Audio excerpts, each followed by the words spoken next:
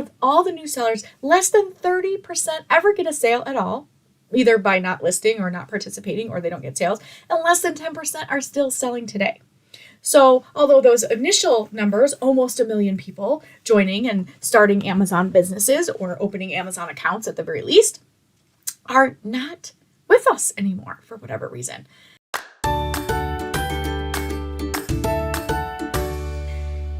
This week, really want to talk about why everybody's quitting Amazon FBA. Have you ever thought of quitting? I certainly have, many times. Many times this week, sometimes. I know that's not really encouraging information, but stay tuned because I want to talk to you about specifics, reasons why people are walking away from Amazon, and how you can capitalize on that. Because it's not as bad as it sounds. It's actually awesome. I mean, if your competition gets up and walks away from the game, you could double your business, right? So we're going to talk about the pros, the cons, the benefits, and the reasons why. And maybe you're on the fence about it. Maybe you're really struggling, or you have struggled and you just wonder, why am I still doing this? Is there something else? Is there an easier way? So we definitely want to cover some of those things in this particular thing. But guys, I love data. I love statistics. I love being able to give you this type of information so that you can make good informed choices for yourself. Because guess what? Sometimes this isn't right for you. Maybe it's not a right fit anymore. Maybe it's not the right thing that you're trying to do, or you've been working at it for a while. But we're going to go through some of these. And if you kind of find yourself in this moment, there's lots of things that you can do about it. So in the past 12 months, there's close to 950,000 new sellers joined Amazon between the pandemic, what they call the Great Resignation, where everybody's walking away from their 9-to-5 jobs and they've been downsized, or COVID has sent them into a place where they might be able to work from home and people are discovering it. So 950,000 some odd sellers are joining Amazon. It seems that there are 250,000 people are joining Amazon every year consistently. That number has grown up. 72% of new sellers never end up listing any products whatsoever. 72% of people that join Amazon never list a product for sale. 1,000 sellers keep selling for longer than 3 months, and only 38,000 keep selling for longer than 6 months. Sellers who joined Amazon 9 to 12 months ago, only 13,000 of them are still active. Now, this comes from marketplacepulse.com, so you can go look up the article there. But this illustrates that as time goes by, sellers fall off.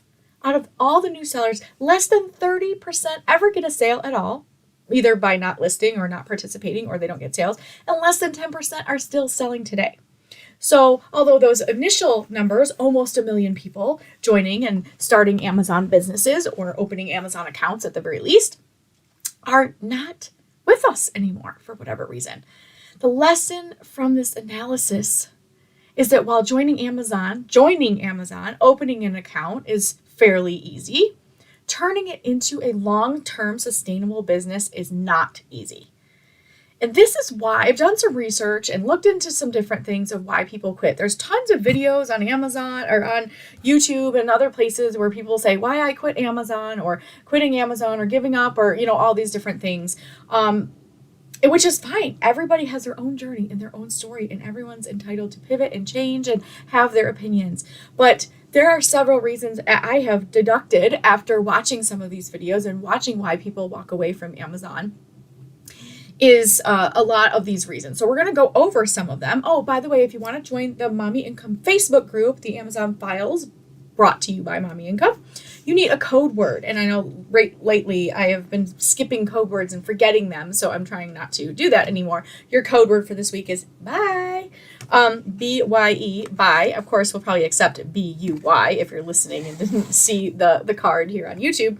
mommyincome.com/join us, and you can enter your code word and your email, and we will let you into our awesome Facebook group where you can ask a bunch of questions, GTIN exemptions, brand registry, product research questions, just getting to know Amazon better. So let's dive in. Why do people quit Amazon? Number one, people quit Amazon because they don't understand the rules. So like they're worried, they're feared, they're concerned about getting suspended or flagged or warned or frustrated with all of the different rules. They don't understand the rules and policies and regulations that Amazon sets forth. And we don't have any control over this. So Amazon sets the rules, it's their playground, it's their business, and we have to follow those rules or they will not let us sell our product there. Now, good, fair, unfair, or otherwise, it's the same type of thing. If you walk into a business, they have policies, rules, regulations, things like that. And if you don't abide by them or follow them, they can remove you. They can kick you out. If, most restaurants, thank God, are non-smoking places. And if you lit up a cigarette in the middle of a non-smoking restaurant, they have the right to remove you. Same type of thing with Amazon policies. If you are not following the rules, if you are trying to do things black hat, or there's the classic one. The classic one that I hear all the time is, well, other people are doing it. I see this all the time on Amazon. That's a people's listing. How come they can get away with that and I can't? Listen, this is age old, right? Like we roll our eyes because we probably all heard our parents say this. Well, if all of your friends were jumping off a bridge, would you jump off a bridge too? And of course, snarky kids like mine would be like, well, yeah, because it's probably on fire or something. And if everyone else is jumping, there's probably a good reason. My kids are pretty smart. Anyway, the reality is just because you see it being done, just because other people are doing it, does not make it allowed. It does not make it not against terms of service just because people are practicing black hat strategies. So what are we learning from this? Learn the dang rules. Read, research, ask questions. The hard part about Amazon, and let's just be real and frank here, right?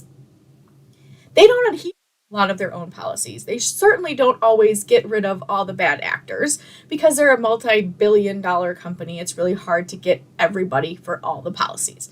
Plus, let's be real. We don't want them to be such rule Nazis that they come around and get all of us good people that are doing good things and make honest mistakes. So a lot of the rules are in place to prevent fraud, to prevent people being ripped off, things like that. But innocent, honest mistakes happen all the time, and there's protocols and rules and regulations and things that you can do to prevent that, aka learn the rules. If you're a wholesale bundle student, if you're a student of Start FBA Today, I have links to rules. There's links to rules on the internet even if you don't have an Amazon account, so you can read some of the rules and policies. And also remembering, Amazon's not out to get you. Okay, they have a business to run, they have money to make, they have a platform by which you can sell products, but they also have to have rules and regulations. They're not after you, but they're also not as great about policing their own rules, following their own rules and all that, but it's still your responsibility to know them. So if you got pulled over and the officer told you that you were speeding and wrote you a ticket, ignorance is not an excuse. It is your job to know the rules. It is your job to know the laws of the land. It's your job to know the speed limit. And just because you don't know what the speed limit is, does not mean you're not accountable for breaking it if you do. So same thing applies to Amazon. It is your responsibility to understand the rules, regulations, understand that Amazon's not out to get you. They're just trying to regulate their platform. So know the rules and don't get kicked off and then blame Amazon for, all this bad stuff. Yes, they do wrong things. Yes, they make mistakes. They do it all the time. But for the most part, it's not usually because you did nothing as far as breaking a rule or a policy violation of some sort. And they are getting better about this. 10 years ago, if you broke a policy, they blacklisted you. Like you were kicked off forever. No ASIN suspensions. Just suspending your account locks you up. You cannot open another one. You're literally like blacklisted. So at least now they do ASIN level suspensions. They might put your account on reserve or suspend it for a time until you can submit some proof and things like that. So they are doing their best to try to regulate the platform that you sell on, but it's your job and your responsibility to know the rules. So people are quitting because they get in trouble for rules that they didn't know about, but it's still not Amazon's fault. They didn't know the rules. It's their own. So there's that. Another thing that people really struggle with is they focus. A lot of newer sellers or people that are in the what I call the research phase of the business, where they're looking to see if this is a viable option. They might even start dipping their toes into the water of some education or looking for products to sell. And I hear this all the time. I can't find profitable products to sell. Or there's so many things that you can't do on Amazon. You can't sell this, you can't sell this, you can't sell that. I'm restricted in all these categories. And you know what, you guys? Excuses aren't deposits. Excuses cannot be deposited into your bank account.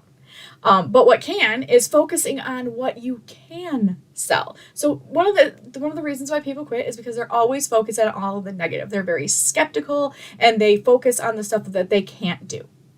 We all know, right? That can't is a bad word in my house. It's a bad word. It's like foul language, bad word. Can't. Yes, you can. You might not want to. You might not know how. You might be scared, but you can. So can't is a bad word. Don't tell me you can't. Yes, you can't sell groceries when you first sign up to sell on Amazon. And rightfully so, because your ability to make mistakes in the beginning as a beginner are very high. And so you might make some mistakes, and you don't want to make mistakes that could harm people or hurt them or make them sick or any sort of thing. So they restrict certain categories until you are more qualified to sell, which means following the rules, practices, getting some good metrics out there. But you also can get approved for that. It also costs an investment. So if you want to get ungated or sell in restricted categories, then you have to upfront some money to purchase wholesale products and show invoices to Amazon that you purchase from legitimate wholesale sources. And they're protecting themselves and their customers, and that is a good thing.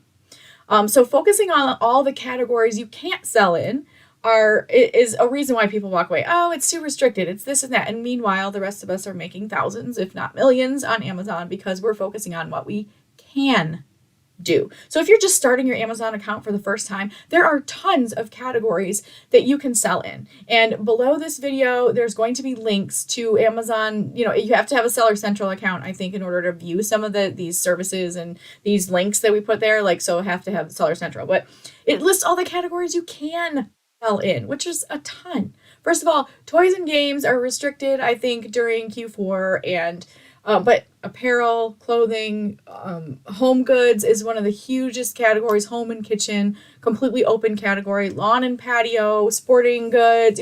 So many categories you can sell it in. Books, media to a certain extent. I think below $25 or something like that. I don't know.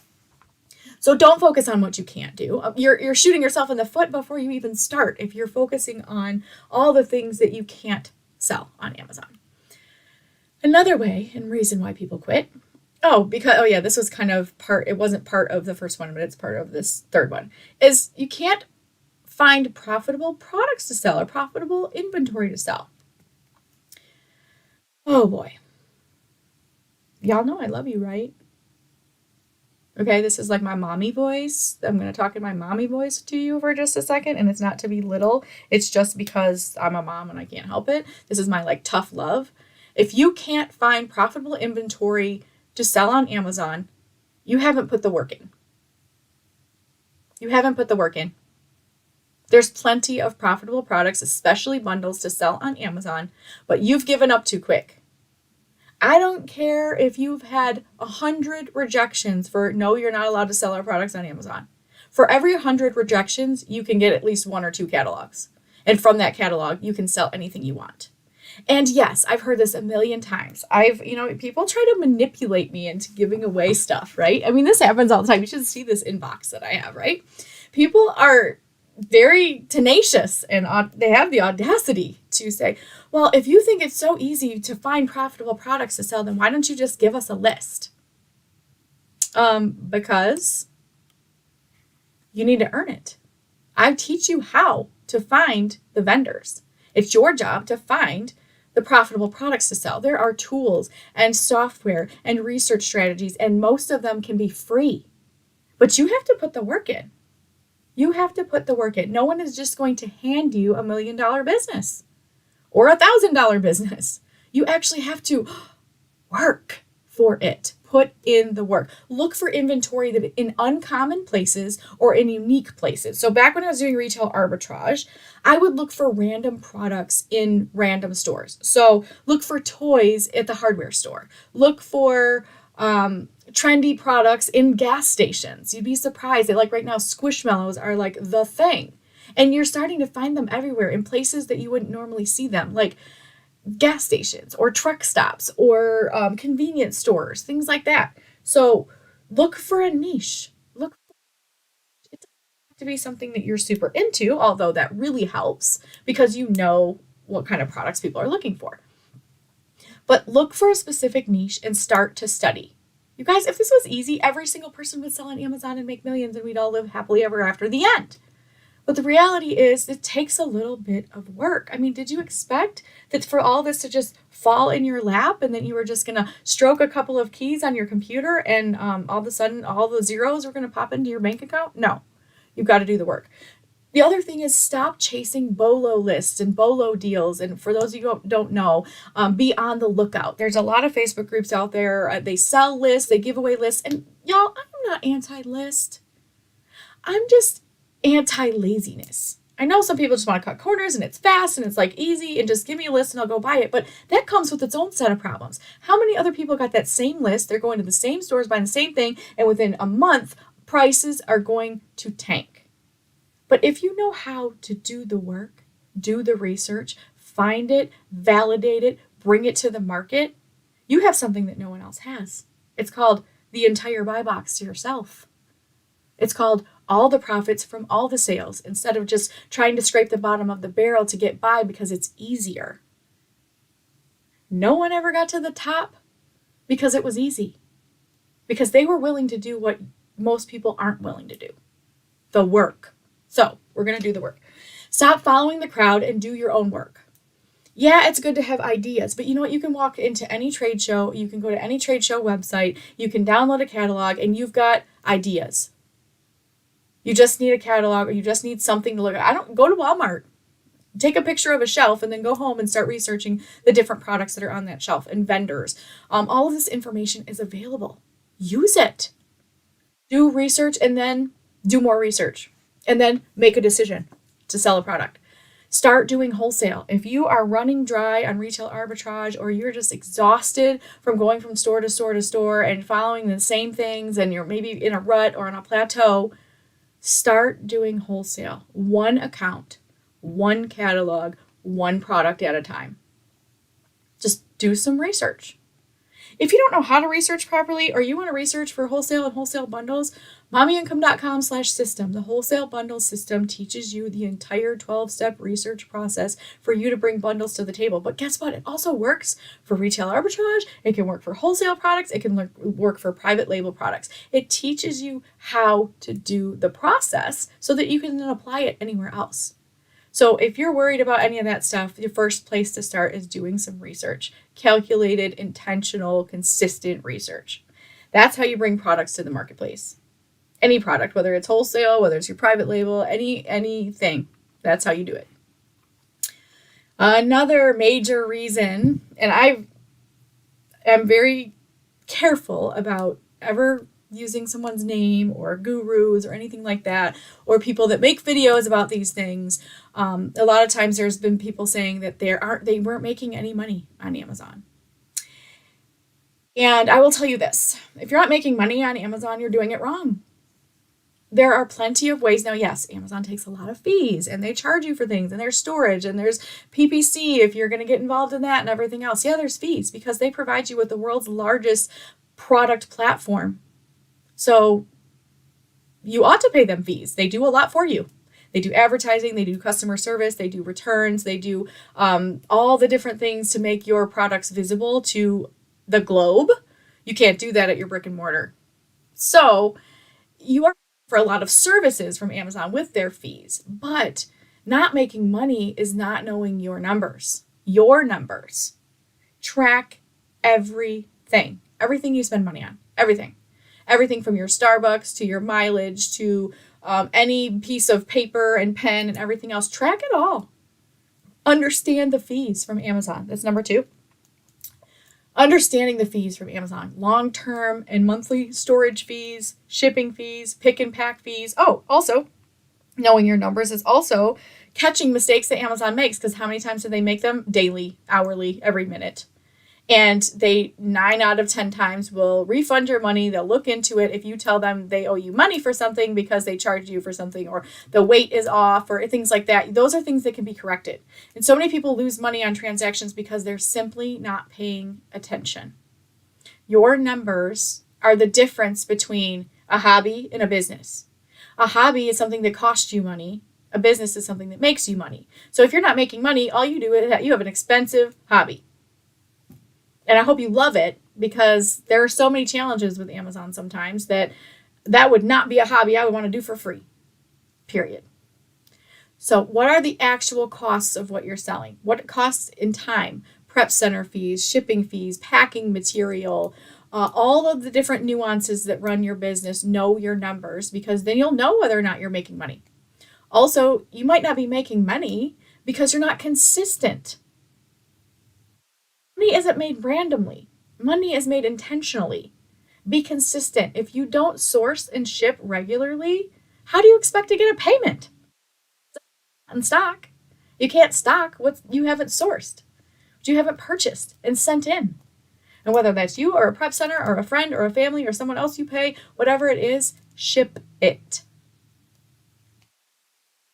Number 5, reasons why people quit Amazon. They quit too soon. Quit too soon. Now, I have some things I have to say about this, because this is kind of a double-edged sword as well. You have to give yourself time to learn and develop and build a business. That's what this is. Now, if you are in the beginning, all the stuff is hard because you know nothing, right? You don't know how the platform works. You don't know how to write a listing or build a listing, or even submit something to be sold on Amazon, or how to ship in a package, or what is merchant fulfilled, or the lingo alone. You have time to learn and develop and build a business. It doesn't happen overnight. You're not just going to sit down to a course and watch it one time and know all the things and be perfect at it. It's not happening. It wouldn't happen with this. It doesn't happen with anything else. If anyone ever tells you that it's fast and easy and no problem, they're not telling you the truth. It's going to take time to learn and practice and put these things into action in order to build a business. It's not like a pop-up tent that you just pop up and here it is and we're ready to rock and roll. It takes foundational skills. It takes building a skill set that you don't have yet. So give yourself a break and give yourself time. Building a legitimate, sustainable business is going to take time. It's not a get-rich-quick income thing. If you're trying to make your rent this month, you don't need a business, you need a job. But if you've already have established yourself, you're making an income right now, and you want to invest into a business that can eventually replace your income, then we got something to talk about. Know that there's a learning curve every single time you get into something. There's always a learning curve. Sometimes it's steeper, sometimes it's smaller, depending on what skills you're bringing to the table. But here's an example. Maybe it's this, and some people are like, oh, maybe I'll just open my own brick and mortar store. Well, a brick and mortar store, you would have to spend your life savings on opening a brick and mortar. You'd have to quit. Would you quit after a few months? Would you not do all you can to advertise, find customers, research, innovate new products, have promotions, run events before you moved on to the next thing? I mean, it's the same type of style, only it's got a little bit more freedom in it because you're building something online that already has built-in marketing for you. No one has to, Amazon is a household global name. Everybody knows what Amazon is. So you don't have to, you're not you're introducing your brand to the entire world in the moment. You can say, oh, I saw on Amazon. Okay, great. That everybody knows what that is. So quitting too soon, not giving yourself time to learn and understand and then fully practice the business before you decide that it's for you or not for you. And I totally respect that. Sometimes when you put in the time and energy into something, you realize, I just really don't enjoy this that much, or I thought I was going to enjoy this, or I was just in it for the money, and now that it's really hard, I just want to give up and quit and move on to something else that's easier. Good luck with that. It's easier to do things that you really enjoy. But ask somebody in the weeds. Ask somebody who's in the thick of it, dealing with problems and issues, even if they're good problems and issues, like growing beyond your means and things like that. If they're not passionate, don't really love what they're doing, and it's just like trying to make money. Look, anyway, you can make money doing anything. There's so many jobs available out there right now. There's so many different things. So it's not just another job you're building. You're building a business and a legacy. So when you're doing that, you have to consider the pros and the cons and how long and how much it's going to take. Give yourself time. I would say 12 months. And when I say 12 months, I used to say 6, but then I realized that that's just not enough time. You want to be able to go through all the seasons, including Q4, and get a feel for what the potential is. And then after a year of diligently and consistently practicing this business, if you feel like it's just not for you and you've struggled so much and you just don't enjoy it and you hate it, great. Pivot, change, do something you love and it fills you with energy and passion and motivation. But if you do it for a month and a half and you're like, I just can't make money at this, can't find any products, whatever, you're just giving up. You're quitting because it's hard. Yeah, it's hard. Most things are that are worth doing.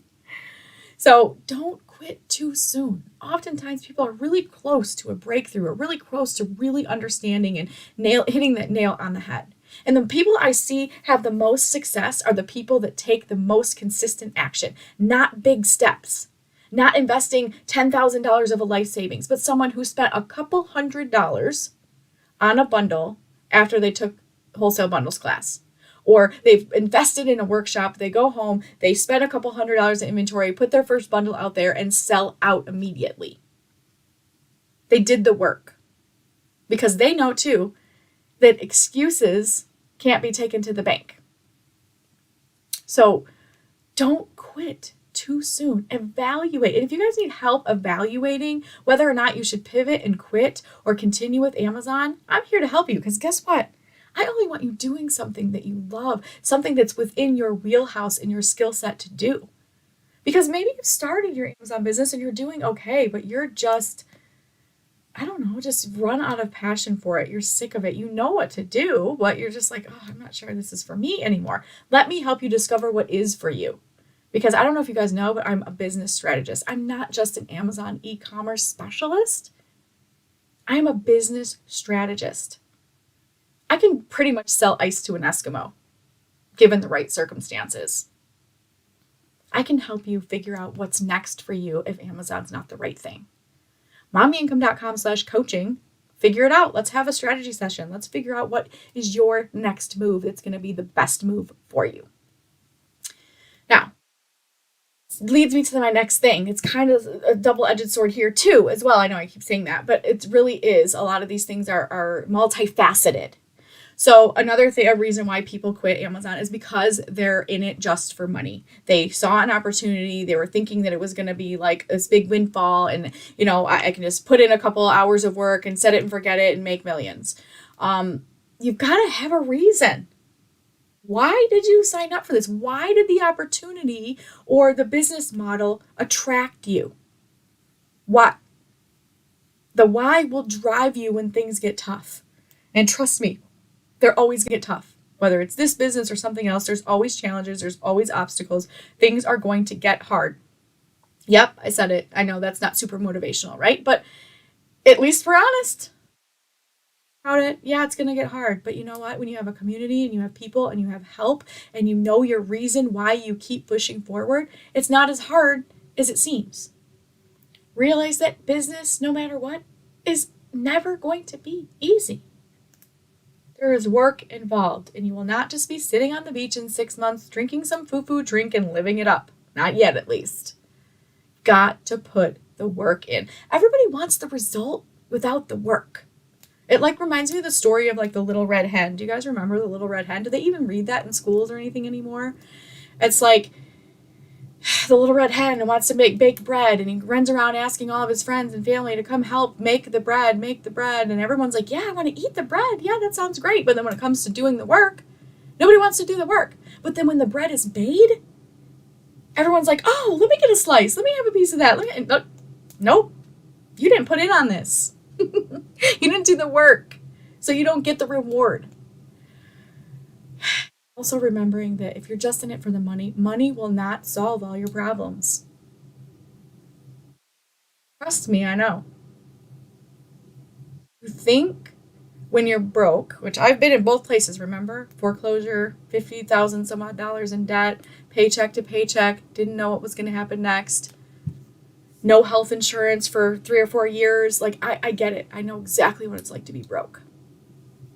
But I remember thinking at that time, gosh, if only I had more money, this would be better. That would be better. This would be better. My husband and I wouldn't fight about money or how to spend it, and that would just go away. And, the reality is that whether you have a lot or you have hardly any, problems are still problems. Most of the problems you have do not necessarily stem from money. If you have relationship problems, money might be something you argue about, but there's something underlying there.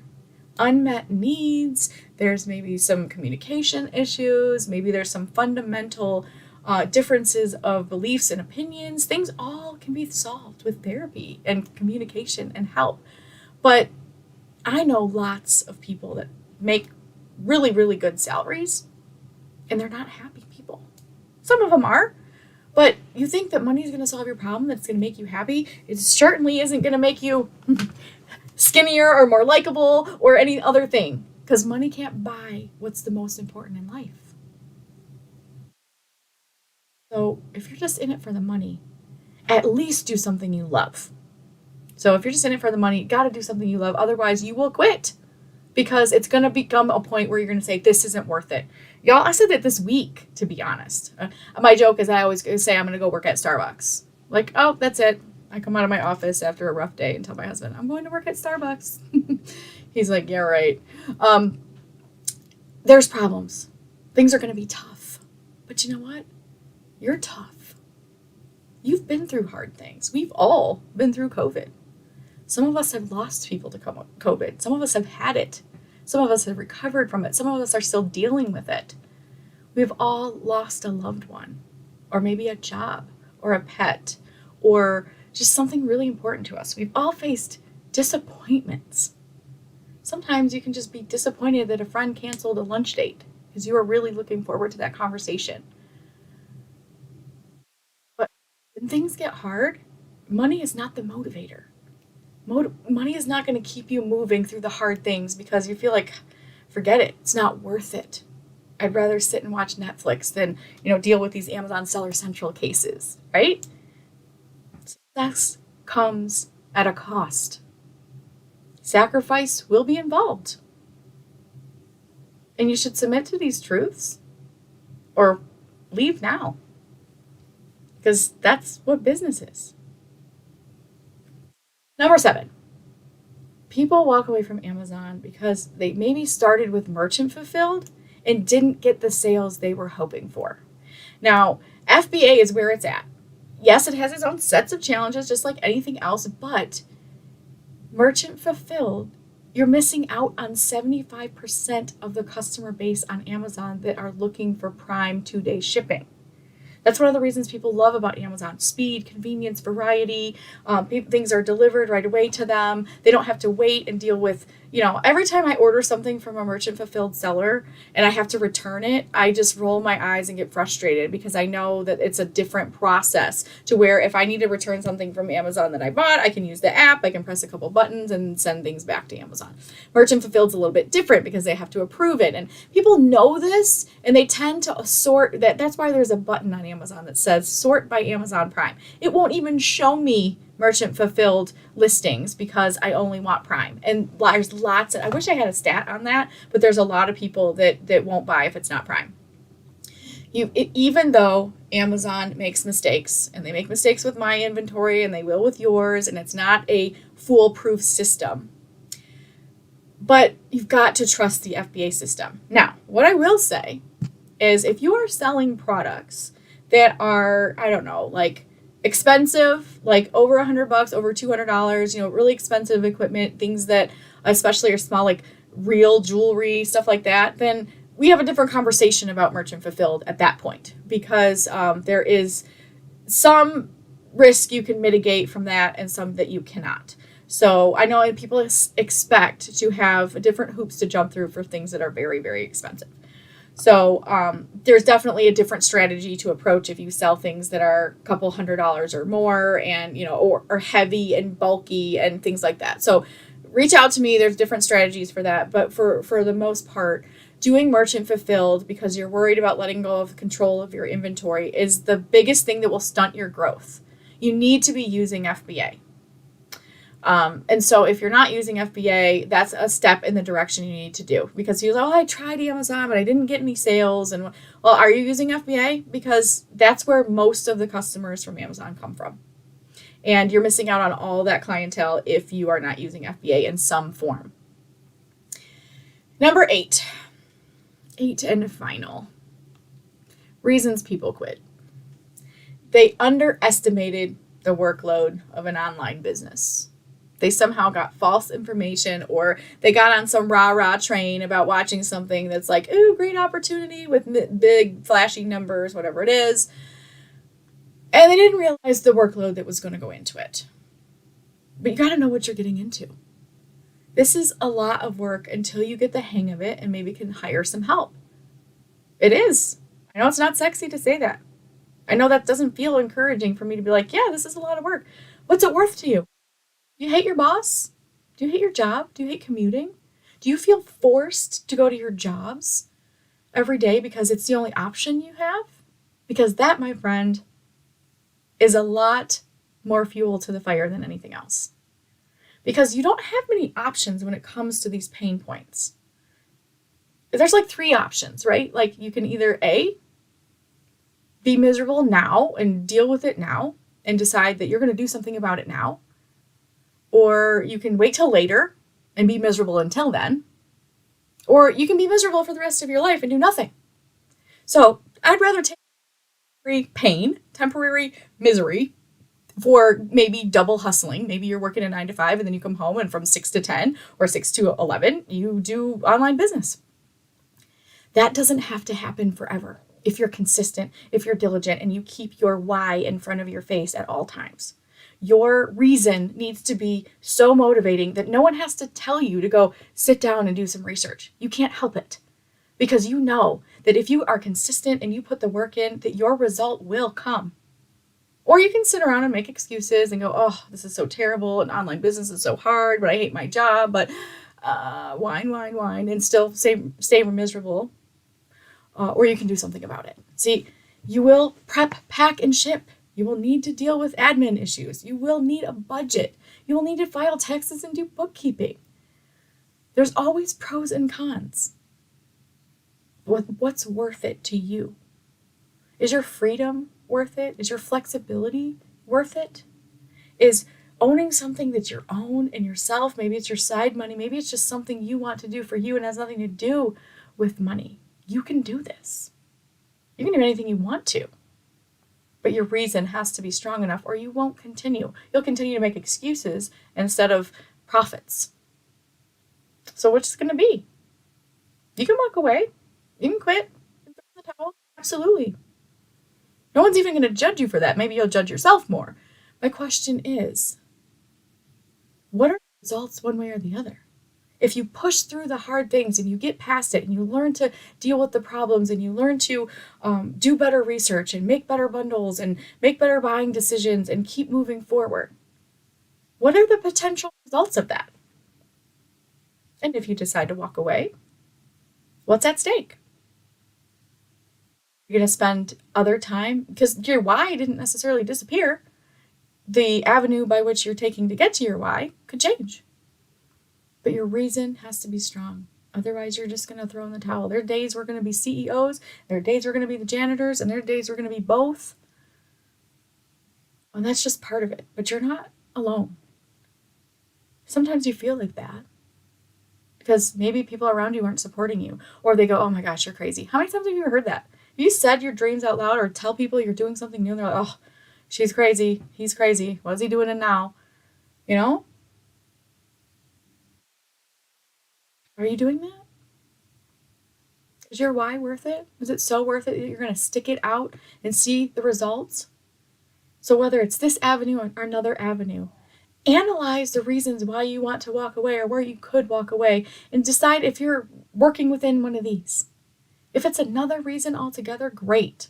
Let's talk about it. But don't quit for one of these reasons. Don't quit because you gave in when it was hard. Because the next thing you do is going to be hard too. Choose your hard. Living with regret is hard.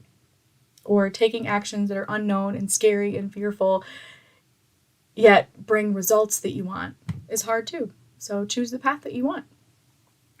You guys, there's still a couple spots left for the workshop for January. I would love to meet you there. I'm really excited about it. People are counting down to Christmas. I'm counting down to workshop time because it's one of my favorite things. mommyincome.com/workshop. There's a few seats left for January in Atlanta, Georgia. We're going to get together. We're going to build bundles. We're going to walk through the trade show. You are going to walk away with so much. I just can't wait to meet you there. So if you're on the edge of quitting, I feel you. I've been there. I am there sometimes every week thinking about that because this stuff is really hard, but you're not alone. You can do this one small step. And remember, even if you have to write it on a sticky note and put it in front of your face, put it as a screensaver on your phone, on your computer. What is your reason? What is your why? Because that is what's going to keep you going during the hard times. My reason is that I like the freedom and flexibility of being my own boss. I don't know. I don't love being told what to do. I got good ideas that I want to explore, and I don't like to be put in a box or held back. I'm willing to fail to try. But to have someone tell me it's a bad idea, or I have to do this, or I have to be here at this time and do that, and then tell me what I can and cannot earn, I just don't like that. That's my why. So I keep going because I don't want to work at Starbucks. I keep going because as I've built this, as I've gone through those 80-hour weeks sometimes where I was like hustling during the day and hustling at night and doing everything I could, it's worth it now because my results now are not from what I did yesterday. The results I'm getting now are cumulative efforts over time and consistency. That's what results come from. It's not just something you did yesterday or overnight. It's a cumulative effort. So, guys, I know you could be any other place listening to any other thing right now. I don't take that for granted. Thank you for listening to the Amazon Files podcast.